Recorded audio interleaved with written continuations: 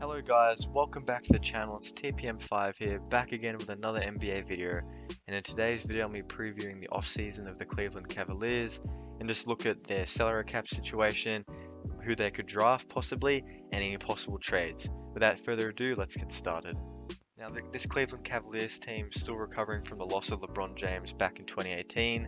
Now, they started the year 9-9, which was their best start since the King left. However, they did slump to a 22-50 record overall, and at one point they were the ninth seed looking at the play-in, but obviously didn't quite make it through. The team was led by the core group of Collin Sexton, Darius Garland, Jarrett Allen, Okoro here and there, and obviously Kevin Love on paper is meant to be one of the better players, but in reality he missed out on a lot of the season, and a lot of trade rumors were quite common throughout the year. Now feel free to pause the video because this is the salary cap table. I'm going to have it on for about 20 seconds. But obviously you have Kevin Love on that rather large deal, guaranteed $91 million through until 2023. I'll touch on him after. You have guys like Taurean Prince who come off the books next year, along with Collin Sexton, who they have to decide if they want to keep him long term. And obviously there are trade rumors surrounding him. But for the most part, this team is very flexible when it comes to the salary, except for, of course, having Kevin Love.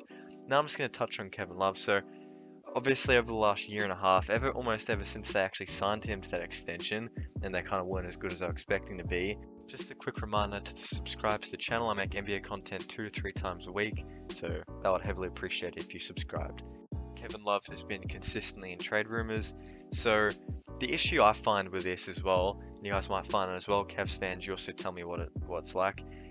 I think the Cavs look at him as a positive asset, so someone they should be receiving, value for in return.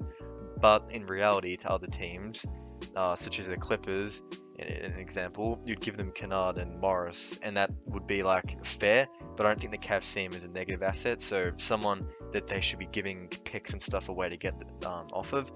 So obviously there's a bit of a discrepancy between what other teams around the league value Kevin Love as and what the Cavs value him as themselves. Now, an interesting situation would involve attaching Kevin Love and Collin Sexton together in a trade. I've seen Miami linked, but other suitors for Kevin Love have been the Pelicans, 76ers, the Clippers, and the Trailblazers as well.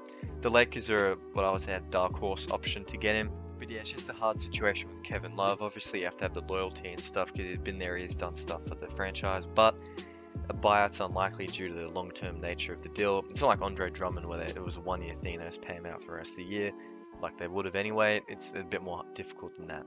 Now moving past that and looking at the draft, this year's draft has some rather, promising options at the top. You have the likes of Cade Cunningham, Von Mobley, Jalen Green, who's probably one of the better scorers in this draft, and you have Jalen Suggs as well. And you have options around the 5th and 6th spot like Scotty Barnes and also Jonathan Kuminga.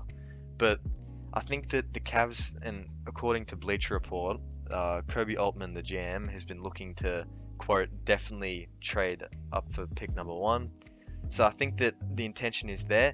And if they pick a guard, it makes their backcourt situation even more difficult. And it reminds me a lot of what the Phoenix Suns were back in 2014, around that time, where they had Isaiah Thomas, Goran Dragic, and also Eric Bledsoe. And obviously, but they kind of disgruntled Dragic, who left, and they traded Isaiah Thomas, and they were just left with Bledsoe.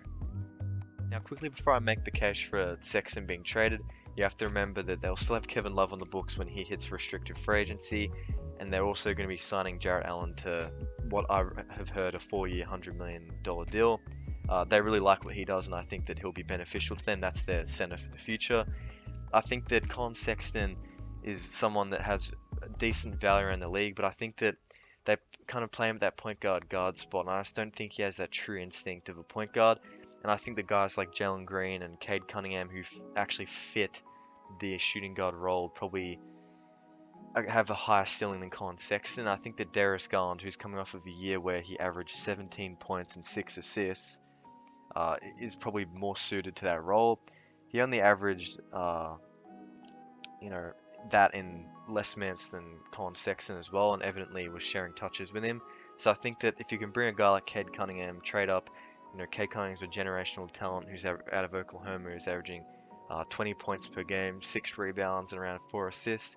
It'll put them in a good spot, and they can kind of buy themselves more time over the Kevin Love situation. And even if they were to trade Kevin Love, it just splits the money anyway. So I think that it's beneficial for them to look to trade Collin Sexton. Obviously, he averaged 24 points, 4 assists, 3 rebounds in nearly 36 minutes a night, but it's probably something that needs to be done.